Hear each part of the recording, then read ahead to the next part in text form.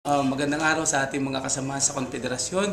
Magandang balita dahil ang ating mga reformang ipinaglalaban sa GSIS ay mukhang magkakaroon ng kaganapan tulad ng sinasabi nating problema na yung may mga clip, may mga loans tayo na hindi naman nating loan lumalabas. Ngayon, open ang mga bagong trustees sa mga sinusulong nating pagreforma.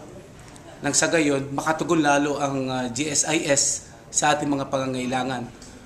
Kung natatandaan ninyo, meron tayong mga advocacy na ginawa noon nung panahon pa ni Winston Garcia na nagdulot sa atin na napakalaking problema. Kaya nga kung tawagin natin Garcia Self-Insured System.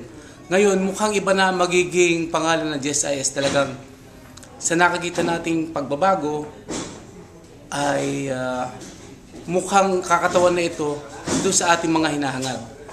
Magiging katotohanan na Government Service Insurance System. At we hope na sana yung ating mga nilalayon ay patuloy pa na mapaganda lalo.